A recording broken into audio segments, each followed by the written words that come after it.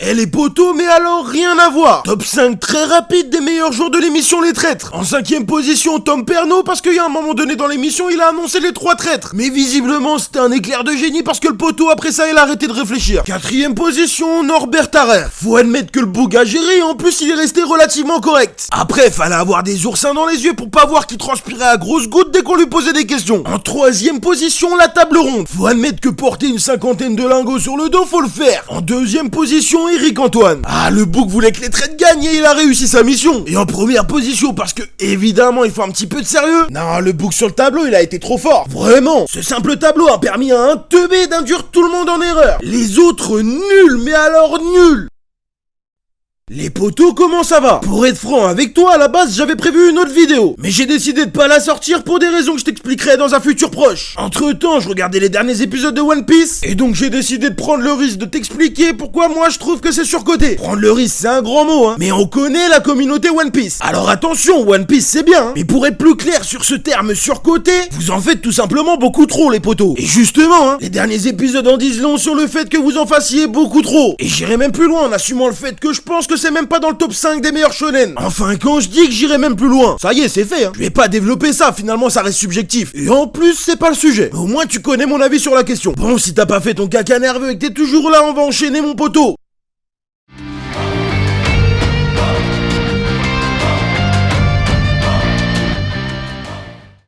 Commençons par quelque chose dont j'ai déjà parlé dans ma dernière vidéo. Nombreux sont les personnages, même importants pour l'histoire, qui sont pas suffisamment développés à mon goût. Pour les exemples, et parce que c'est plus frais dans l'esprit commun, on va parler surtout de l'arc Wano. Même si on ne peut évidemment pas évaluer un manga entier sur un seul arc, je vais quand même me permettre de plus ou moins le faire pour 2 raisons. La première, qui est évidente, c'est que ça fait 4 ans qu'on y est, poto. Le premier épisode de l'arc, il a été diffusé le 23 juin 2019. Je sais pas si tu t'en rends compte. Qu'est-ce que vous étiez en train de faire il y a 4 ans, les potos? Bon, on y reviendra un peu plus tard dans la vidéo parce que selon moi ça aussi c'est un problème. À la base je voulais seulement justifier pourquoi c'est légitime que j'utilise cet arc en exemple. Et d'ailleurs la deuxième raison c'est le fait que les problèmes de cet arc résonnent sur d'autres arcs également. Mais revenons-en en fait et parlons des personnages. Poto, à un moment donné ça suffit. Ça sert à quoi de présenter autant de personnages s'ils sont secondaires ou oubliés? Et encore une fois je parle des personnages relativement importants, hein. Les Tobiropo, nuls. Allez, il y en a peut-être 2 ou 3 qui se démarquent un petit peu. Wouzou c'est pas trop mal. Page One également même si c'est une grosse victime. Mais les autres pour moi n'ont pas d'intérêt. À ce stade, X-Drake c'est insuffisant. Ulti je comprends même pas parce que si tu retires son frère ça n'a plus aucun intérêt. Sasaki et Black Maria, bon, les chara-design sont sympas mais y a quand même pas grand chose à dire. De toute façon l'équipage de Kaido et Kaido lui-même pour moi c'est ultra décevant. Pour moi celui qui se démarque c'est King. Ce qui tourne autour de sa race et de son enfance c'est intéressant. J'ai bien aimé sa rencontre avec Kaido et le parallèle avec Zoro. À part ça, Jack j'en parle même pas. Queen je peux comprendre pourquoi il peut être intéressant mais personnellement je suis passé à travers. Et Kaido je suis désolé les potos c'est pas suffisant. Alors j'ai vu qu'il allait être un peu plus développé dans les prochains épisodes. Mais poto, il est temps. Ça y est, quasiment 200 épisodes et le boug il a aucune saveur. Alors oui, il est badass, il est grand, il est méchant. Mais c'est censé être l'antagoniste de l'arc et j'en voulais plus. Dites-moi pourquoi il s'est comporté comme ça avec Yamato. Pourquoi il a chouiné Oden pendant 20 ans alors qu'il a laissé Orochi faire. Le boug il est schizophrène, je suis désolé. En plus j'ai clairement l'impression qu'on nous prend pour des billes. Crary, ça devrait nous suffire de voir des flashbacks dans lesquels il discute avec Big Mom. Faut arrêter. Ah oui. Et même du côté des protagonistes, hein. Est-ce que quelqu'un a vu Denjiro? Non, parce que le poteau, on nous l'a quand même présenté comme s'il était capable de rivaliser avec Zoro, hein. Je parle même pas de Kid parce que j'en ai déjà parlé. Et je parle pas non plus du fait que c'était l'arc qui était censé faire avancer Zoro, hein. C'est quand même paradoxal parce que j'ai l'impression que Sanji a quant à lui plus avancé. Même s'il a toujours ses côtés énervants selon moi. En bref, le plus dur c'est pas de créer des personnages. Le plus dur c'est plutôt de leur donner une consistance. Bon, heureusement, il y a quand même des personnages qui sortent du lot. J'ai bien aimé le duo Orochi et Kanjuro, qui font office d'antagonistes beaucoup plus que Kaido selon moi. Comme je le disais juste avant, j'ai bien aimé King et j'ai trouvé l'autre très intéressant aussi. D'autant plus que lui, il a déjà été développé, donc là tu rajoutes de la consistance. Yamato intéressant aussi, mais bref, je vais pas tous te les faire. Par contre, la transition est toute faite, hein, mais faut qu'on parle de Luffy.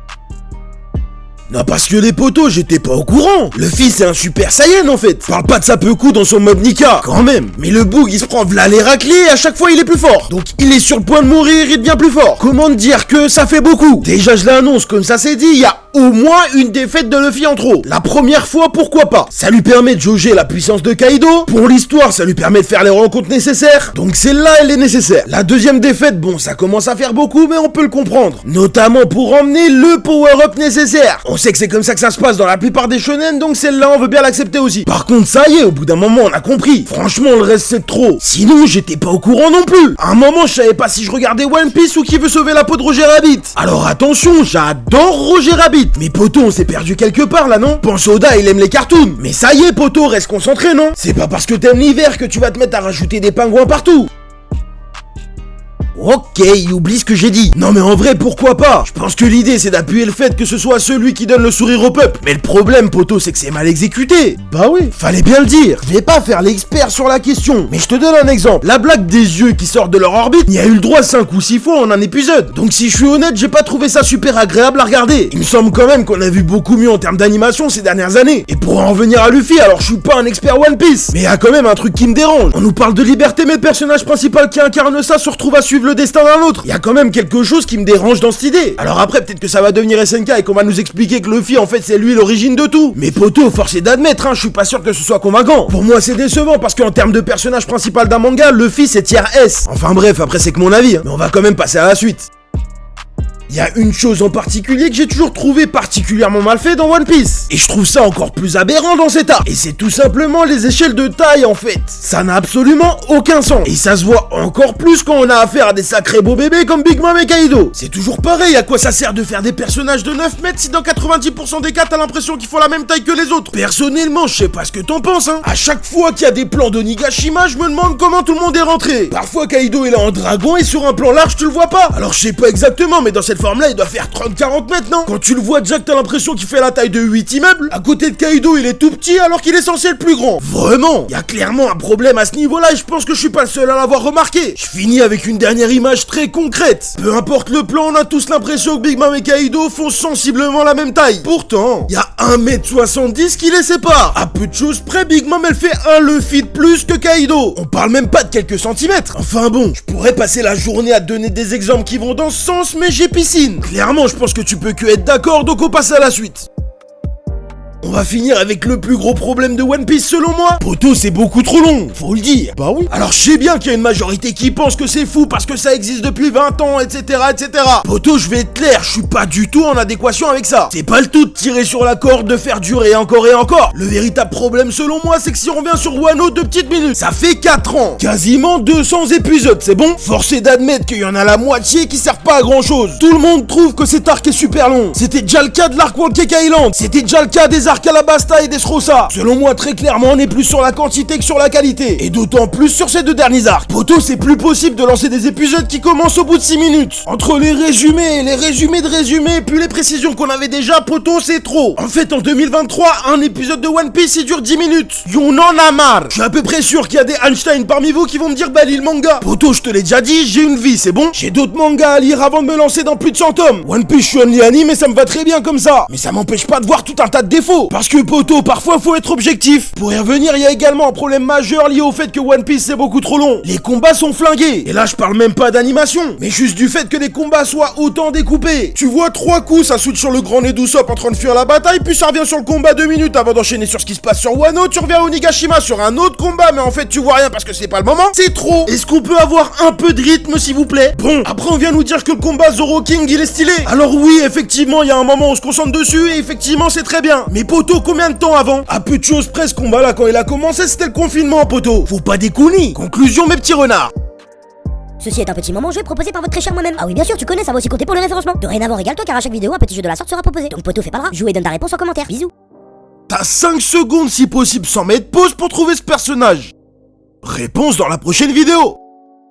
Comme je te le disais en intro, j'aime beaucoup One Piece, L'univers est extrêmement riche, l'histoire est très intéressante, la variété de personnages également, même si dorénavant tu connais mon avis sur la question, et je suis toujours content de laisser passer un peu de temps pour me faire des sessions de 4 ou 5 épisodes. Pour les raisons que je t'ai données auparavant, je trouve ça beaucoup trop frustrant de regarder épisode par épisode. Donc je me laisse toujours une marge et c'est pas grave. En revanche, j'aurai toujours du mal pour ceux qui en font des caisses pour One Piece. D'autant plus que c'est souvent les mêmes qui critiquent tous les autres mangas, à tort ou à raison, parfois sur des détails. Je pense qu'on peut énormément aimer un manga, mais quand même rester objectif. Typiquement, certains d'entre vous le savent, personnellement j'ai commencé par des BZ. Pour autant, je suis capable de te dire quels sont les défauts de l'œuvre. Ça restera mon manga de cœur, mais d'autres sont mieux construits avec moins de défauts. Et c'est pas grave. En attendant, cette vidéo arrive à son terme, j'espère qu'elle t'a plu, je te remercie de l'avoir regardé. C'était le pilier du renard. À la prochaine. ここで大正こそこそ噂話。宇髄さんの家は一夫多妻制で15になったら3人の妻を。俺も忍びになろっかな。なら今日から忍びの修行だな。いやー